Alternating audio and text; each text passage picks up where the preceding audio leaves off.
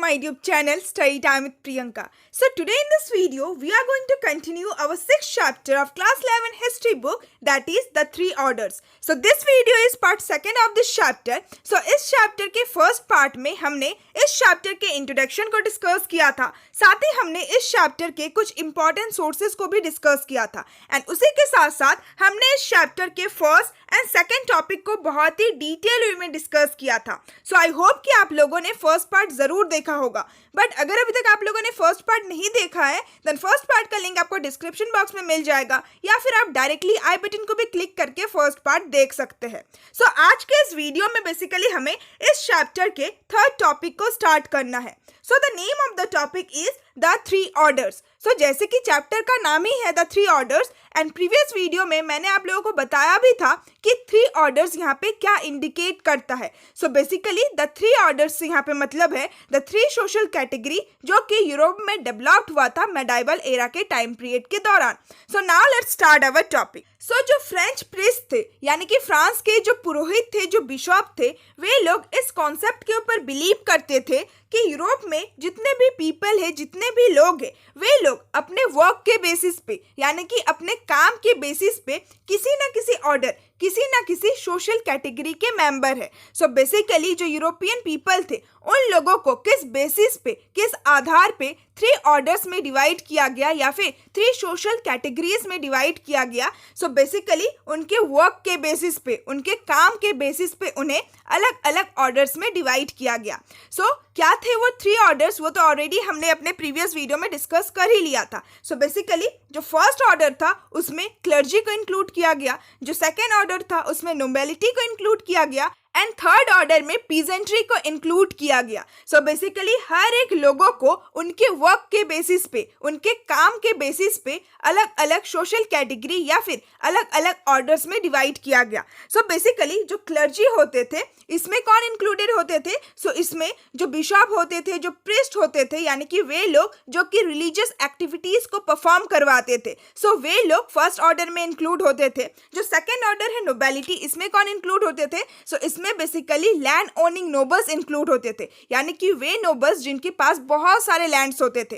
And जो तीसरा order है पीजेंट्री, इसमें कौन इंक्लूड होते थे? सो इसमें बेसिकली वे लोग इंक्लूड होते थे जो कि खेतों में काम करते थे एंड उनसे जो पहले के दो कैटेगरी है यानी कि जो क्लर्जी एंड जो नोबेलिटी है उनको सर्व किया करते थे.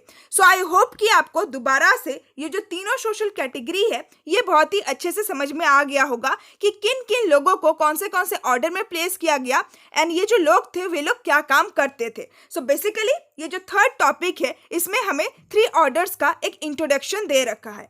अब हम वन बाय वन करके इन सारे ही ऑर्डर्स को बहुत ही डिटेल वे में पढ़ने वाले हैं. सो हमारा जो नेक्स्ट टॉपिक है टॉपिक नंबर 4, उसमें हम लोग बेसिकली नोबेलिटी के बारे में पढ़ेंगे. सो the name of the fourth topic is the second order the nobility यानी कि इस टॉपिक में हम लोग सेकेंड ऑर्डर के बारे में पढ़ने वाले हैं एंड सेकेंड ऑर्डर में बेसिकली नोबेलिटी को ही इंक्लूड किया जाता था. So let's start our topic. So basically जो प्रीस्ट थे, जो पुरोहित थे, जो बिशप थे, उन्होंने अपने आप को फर्स्ट ऑर्डर में रखा था एंड उन्होंने नोबल्स को यानी कि नोबेलिटी को, लैंड ओनिंग नोबल्स को सेकेंड ऑर्डर में रखा. सो ऐसा नहीं था कि किसी रिलीजियस किताब में या फिर भगवान ने लोगों को थ्री ऑर्डर्स में डिवाइड किया था, नहीं, बल्कि वो फ्रेंच प्रीस्ट ही थे जिन्होंने लोगों को उनके वर्क के बेसिस पे अलग अलग कैटेगरीज या फिर अलग अलग ऑर्डर्स में डिवाइड किया था.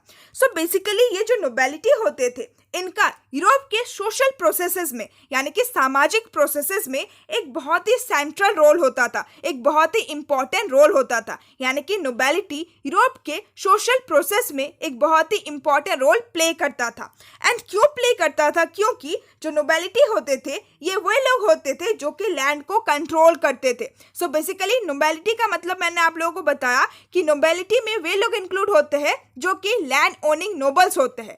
सो लैंड ओनिंग नोबल्स यहाँ पे मतलब है ऐसे नोबल्स जिनके पास बहुत सारे लैंड होते हैं. सो बेसिकली नोबेलिटी इसीलिए इंपॉर्टेंट थे क्योंकि वे लोग बहुत सारे लैंड को कंट्रोल करते थे. एंड नोबिलिटी का लैंड के ऊपर जो कंट्रोल रहता था, इसकी वजह से आप देखेंगे कि यूरोप में एक प्रैक्टिस का इमर्जेंस होगा, एक प्रैक्टिस का आउटकम होगा जिसको वैसलेज कहा जाएगा। सो वैसलेज को बेसिकली हिंदी में जागीरदारी कहा जाता है। सो आप देखेंगे कि नोबिलिटी इतने सारे लैंड्स को कंट्रोल करते थे, इसकी वजह से यूरोप में वैसलेज सिस्टम का इमर्जेंस होता है।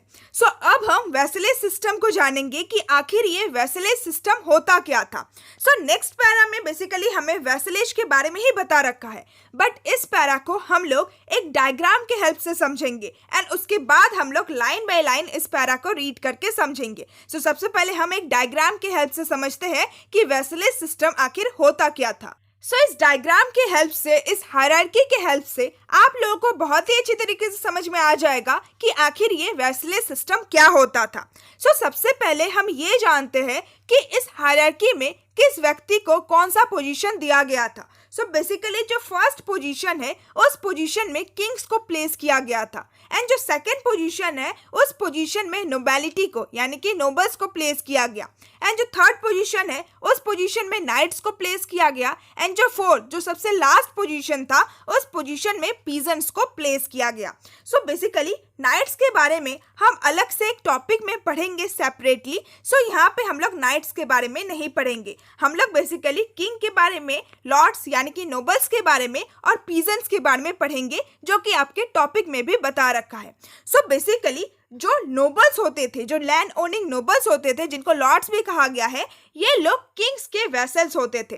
वेसल्स का मतलब होता है जागीरदार। So land owning nobles basically kings के वेसल्स होते थे एंड ये जो पीजेंट्स थे ये लैंड ओनिंग नोबल्स के वेसल्स होते थे। सो यहाँ पे आप लिंक देख सकते हैं, एक रिलेशन को देख सकते हैं। सो फिर से मैं आप लोगों को समझाती हूँ कि ये जो नोबल्स थे ये बेसिकली किंग्स के वेसल्स थे एंड ये जो पीजेंट्स थे वे बेसिकली नोबल्स के वेसल्स थे। एंड जो नोबल्स होते थे वे किंग को अपना लॉर्ड मानते थे एंड जो पीजेंट्स होते थे वे नोबल्स को अपना लॉर्ड मानते थे। सो ये जो तीनों ग्रुप थे इनका आपस में जो रिलेशन था उसी रिलेशन को वैसलेज डिस्क्राइब किया गया है।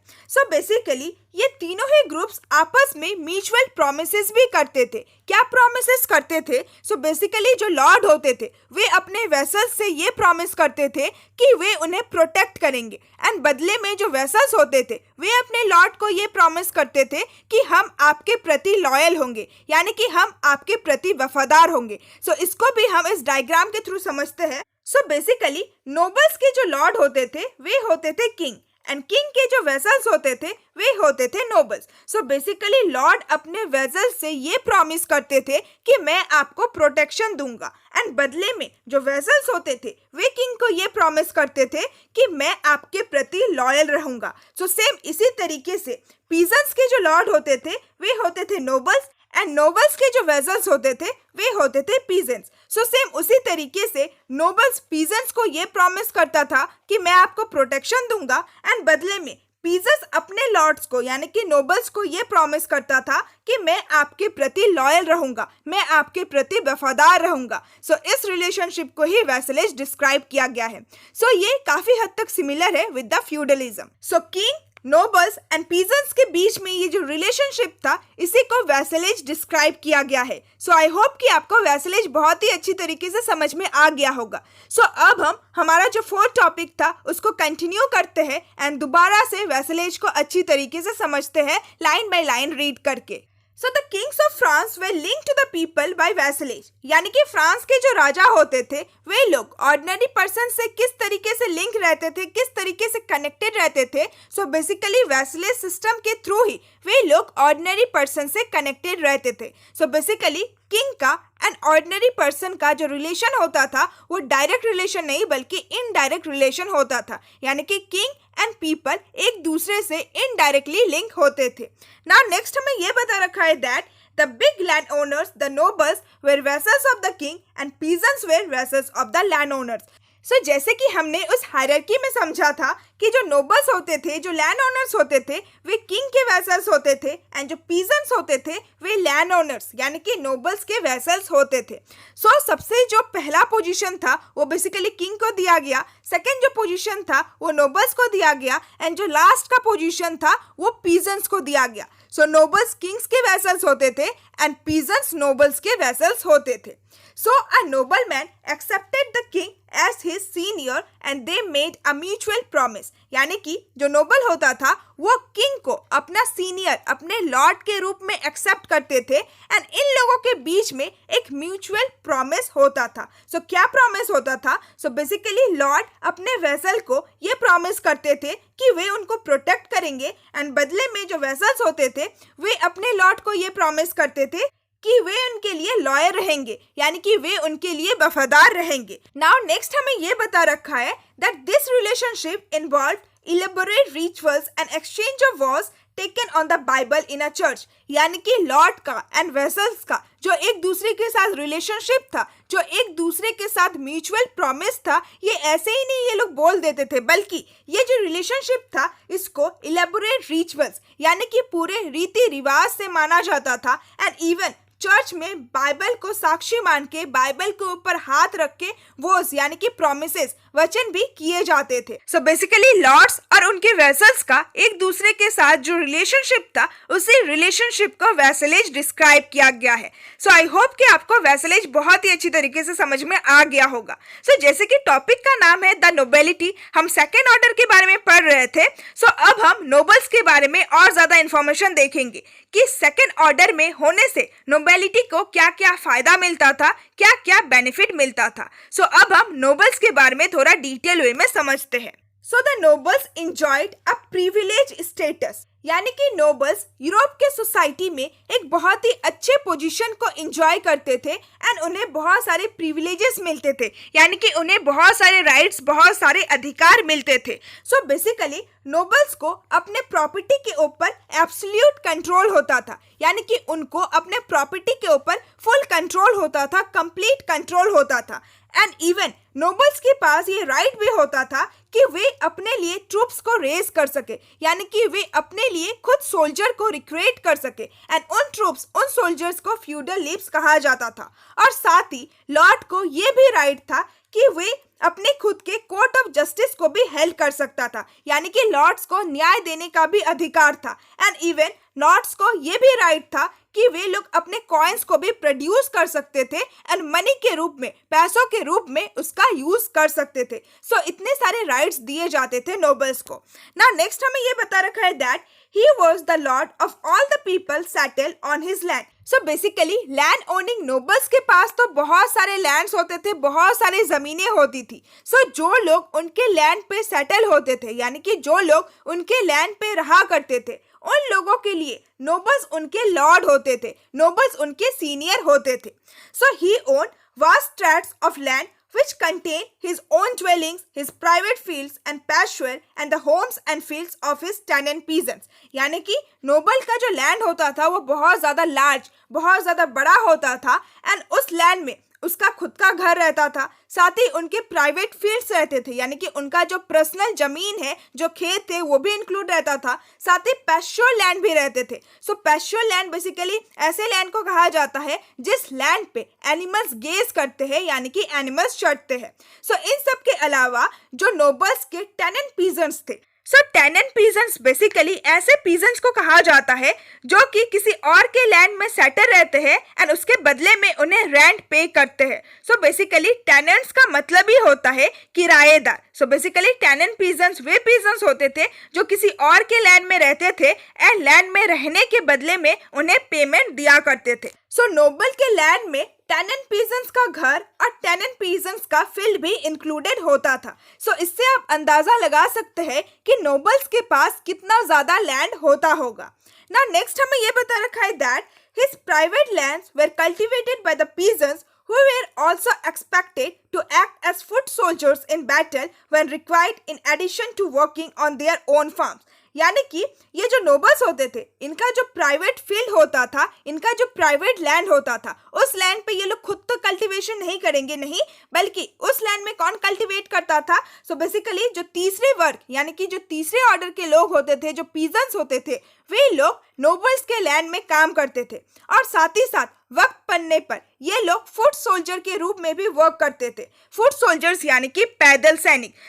जब कभी भी वार का सिचुएशन आ जाता था, उस टाइम में पीजेंट्स को ही सोल्जर्स बना के वार में युद्ध लड़ने के लिए भेजा जाता था। पीजेंट्स क्या करते थे? फुट सोल्जर का भी काम करते थे टाइम आने पर, साथ ही वे अपने लॉर्ड यानी कि वे नोबल्स के फील्ड में भी काम करते थे और साथ ही साथ वे लोग अपने खुद के फील्ड में भी काम करते थे। इससे आप अंदाजा लगा सकते हैं कि जो तीसरा वर्ग है, जो थर्ड ऑर्डर है, उसको कोई भी प्रिविलेज नहीं दिया जाता था, बल्कि उसके ऊपर बहुत सारे ड्यूटीज लगाई जाती थी। विद दिस हमारा जो फोर्थ टॉपिक है वो कंप्लीट होता है। फोर्थ टॉपिक में सबसे पहले हमने वैसलेज के बारे में जाना एंड नेक्स्ट हमने नोबल्स के कुछ अधिकार, कुछ राइट्स के बारे में जाना। Now our next topic is topic number 5 and the name of the topic is the manorial state. I think last topic में मैंने आप लोगों को एक पॉइंट एक्सप्लेन नहीं किया। बेसिकली नोबल्स का जो हाउस, जो घर होता था, उसको मैनोर कहा जाता था। अब हम फिफ्थ टॉपिक को डिस्कस करना स्टार्ट करते हैं। फिफ्थ टॉपिक में हम लोग मैनोरियल स्टेट के बारे में पढ़ने वाले हैं। सबसे पहले हम समझते हैं कि स्टेट का मतलब क्या होता है। स्टेट बेसिकली एक ऐसे लार्ज एरिया ऑफ लैंड को कहा जाता है जिस लैंड को कोई एक व्यक्ति ओन करता है। एंड मैनोरियल स्टेट बेसिकली ऐसे लैंड को कहा गया है जिसको नोबल्स ओन करते हैं। जैसे कि हमने डिस्कस किया कि नोबल जिस घर में रहा करते थे उसको मैनोर कहा जाता था एंड नोबल्स जिस लार्ज एरिया ऑफ लैंड को कंट्रोल करते थे उसको मैनोरियल स्टेट कहा जाता था। इस टॉपिक में हम लोग नोबल्स के मैनोरियल स्टेट के बारे में ही पढ़ेंगे। जो लॉर्ड्स होते थे, यहाँ पे जितना भी लॉर्ड टर्म का यूज किया गया है वो सिर्फ और सिर्फ नोबल्स के लिए ही इस्तेमाल किया गया है।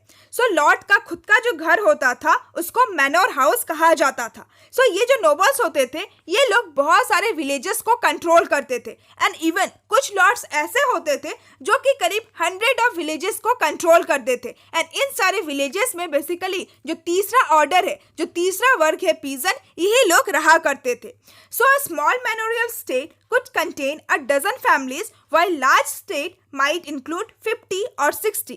यानी कि अगर एक मैनोरियल स्टेट छोटा होता था तब उसमें करीब डजन फैमिलीज यानी कि करीब 12 परिवार रहता था। बट वही अगर एक मैनोरियल स्टेट बहुत ज़्यादा लार्ज होता था तब उसमें करीब 50 से लेकर 60 फैमिलीज रहा करता था।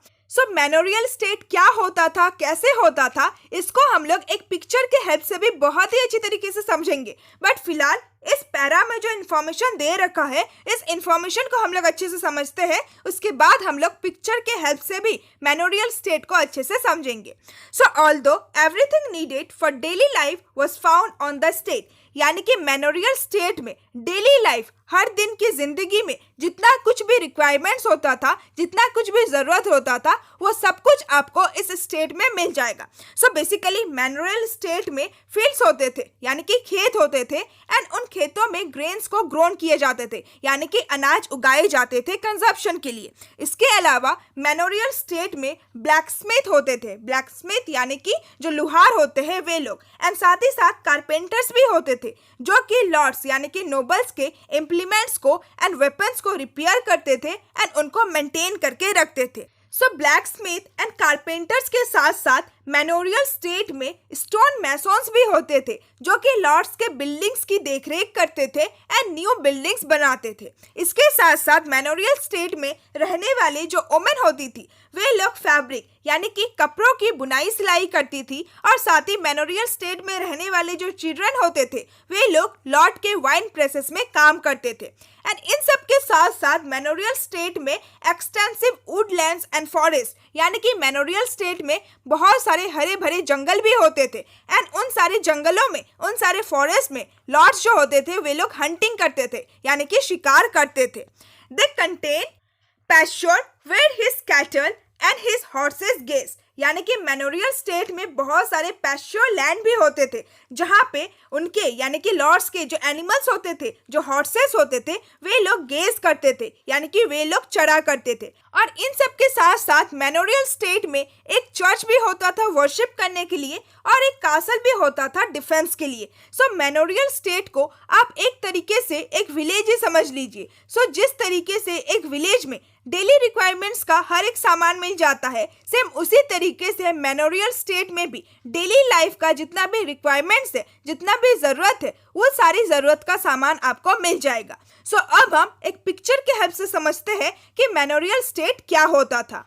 So this is the picture of a manorial state. ये एक मैनोरियल स्टेट का पिक्चर है। सो इस पिक्चर के थ्रू आप समझ सकते हैं कि मैनोरियल स्टेट का जो स्ट्रक्चर था वो कैसा होता होगा। सो इस मैनोरियल स्टेट में आपको मैनोर दिख जाएगा, यानी कि ऐसा हाउस जहाँ पे लॉर्ड्स रहा करते थे। इसके अलावा आपको बहुत सारे हाउसेस दिख जाएंगे जहाँ पे पीजेंट्स रहा करते थे, यानी कि जो टेनेंट पीजेंट्स होते थे वे लोग इन हाउसेस में रहते थे। साथ ही आपको यहाँ पे एक वाटर मिल दिख जाएगा, एंड साथ ही आप इस मैनोरियल स्टेट में बहुत सारे फॉरेस्ट भी देख सकते हैं जहाँ पे लॉर्ड्स हंटिंग किया करते थे। साथ ही आप यहाँ पे बहुत सारे फील्ड्स भी देख सकते हैं जहाँ पे क्रॉप प्रोडक्शन होता था, एंड उसके साथ साथ आप लोग बहुत सारे पैस्चर लैंड को भी देख सकते हैं, यानी कि एक ऐसा लैंड जहाँ पे एनिमल्स गेजिंग करते हैं, यानी कि एनिमल्स चढ़ते हैं। सो आई होप कि आपको इस पिक्चर के हेल्प से बहुत ही अच्छी तरीके से समझ में आ गया होगा कि एक मैनोरियल स्टेट क्या होता था। नाउ नेक्स्ट हमें ये बता रखा है that from the 13th century, some castles were made bigger for use as a residence for a knight's family। यानी कि 13th century के बाद से कुछ कासल्स को यानी कि कुछ किलों को बहुत ज़्यादा बड़ा बनाया जाने लगा, ताकि जो नाइट है एंड उनकी जो फैमिली है वे लोग कासल में रह सके, कासल में निवास कर सके। सो नाइट का जिक्र यहाँ पे दोबारा से आ गया। सो नाइट के बारे में हम लोग अपने नेक्स्ट टॉपिक में ही बहुत ही डिटेल वे में समझेंगे। नाउ नेक्स्ट हमें ये बता रखा है, in fact in England castles were practically unknown before the Norman conquest and developed as centers of political administration and military power under the feudal system। यानी कि इंग्लैंड में रहने वाले जो लोग थे उन लोगों को कासल्स के बारे में पता ही नहीं था, यानी कि कासल क्या होता है, किला क्या होता है, एंड किलों को किस तरीके से डिफेंस के लिए इस्तेमाल किया जाता है, इन सब के बारे में इंग्लैंड के लोगों को नॉलेज ही नहीं था।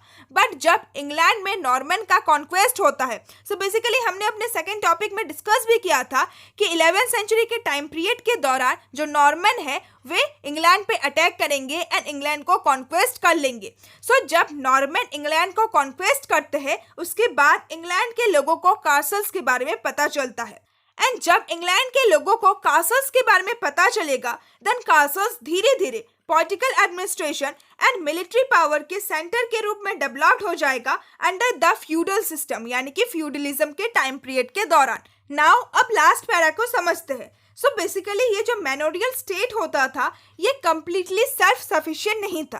क्यों सेल्फ सफिशिएंट नहीं था? क्योंकि ऐसे बहुत सारे सामान होते थे जो कि मैनोरियल स्टेट में अवेलेबल नहीं होते थे, जैसे कि salt, mill stone and metal way. So ये सारे जो सामान थे वे मैनोरियल स्टेट में अवेलेबल नहीं होते थे, एंड इन सारे सामानों को ऑब्टेन करने के लिए लोगों को मैनोरियल स्टेट से बाहर निकलना पड़ता था। नाउ नेक्स्ट हमें ये बता रखा है कि वे लॉर्ड्स जो कि अपने लिए एक लग्जरियस लाइफस्टाइल चाहते थे, यानी कि अपने लिए एक शानदार लाइफस्टाइल चाहते थे। सो एक लग्जरियस लाइफस्टाइल के लिए वे लोग बहुत सारे लग्जरियस चीज़ों को खरीदते थे, जैसे कि rich furnishing, musical instrument and ornaments. And ये सारे जो सामान होते थे वे लोकली अवेलेबल नहीं होते थे, बल्कि इन सारे सामानों को दूर के प्लेसेस से मंगवाना पड़ता था। सो इन सारे लग्जरियस सामानों को खरीदकर लॉर्ड्स अपने लिए एक लग्जरियस लाइफस्टाइल को जीना चाहते थे। सो विद दिस हमारा 5th टॉपिक कंप्लीट होता है। Now let's move to our next topic which is the knights. So इसमें बेसिकली हम लोग नाइट्स के बारे में पढ़ेंगे। सो 9th सेंचुरी के बाद से यूरोप में बहुत सारे वार्स होंगे, बहुत सारे बैटल्स होंगे। सो जब पीजन सोल्जर्स थे यानी कि ऐसे सोल्जर्स जो कि पीजेंट्स होते थे। सो लास्ट के टॉपिक में ही हमने डिस्कस किया कि जो पीजेंट्स होते थे वे लॉर्ड्स के फील्ड में भी काम करते थे, अपने फील्ड में भी काम करते थे, और जब कभी भी बैटल का सिचुएशन अराइज हो जाता था देन वे लोग फुट सोल्जर के रूप में भी काम करते थे। सो ये सारे जो पीजेंट सोल्जर्स होते थे ये लोग इतने ज्यादा स्किल्ड नहीं होते थे। सो पीजेंट्स का काम क्या रहता है, बेसिकली प्रोडक्शन करना, कल्टीवेशन करना। सो अगर इन लोगों को हथियार दे दिया जाए एंड अगर बोला जाए कि आप लोग बैटल में लड़ो, वार में लड़ो, देन ये लोग उतनी एनर्जी के साथ एंड उतने स्किल के साथ नहीं लड़ पाएंगे। सो इसीलिए पीजेंट सोल्जर सफिशिएंट नहीं था यूरोप के बैटल्स में लड़ने के लिए, यूरोप में जो इतने सारे वार्स हो रहे थे उन सारे वार्स में जीतने के लिए। सो इसीलिए गुड कैवलरी का बहुत ज्यादा जरूरत था। कैवलरी यानी कि ऐसे सोल्जर्स जो कि हॉर्स बैक यानी कि घोड़े के ऊपर बैठ के लड़ाई करते हैं। सो बेसिकली ट्रेन ट्रूप्स का बहुत ज्यादा जरूरत था 9th सेंचुरी के बाद के टाइम पीरियड में जब यूरोप में बहुत सारे वार्स हो रहे थे। सो इसी नीड के लिए, इसी जरूरत के लिए यूरोप में एक न्यू सेक्शन का इमर्जेंस होगा एंड इस न्यू सेक्शन ऑफ पीपल को ही नाइट्स कहा गया। सो नाइट्स बेसिकली ट्रेन ट्रूप्स होते थे जो कि हॉर्स बैक यानी कि घोड़ों पे बैठ के लड़ाई करते थे। So they were link to the lords just as the latter were link to the king. So knights lords के साथ यानी कि नोबल्स के साथ उसी तरीके से लिंक्ड होते थे, उसी तरीके से कनेक्टेड होते थे जिस तरीके से लॉर्ड्स यानी कि नोबल्स किंग्स के साथ कनेक्टेड होते थे।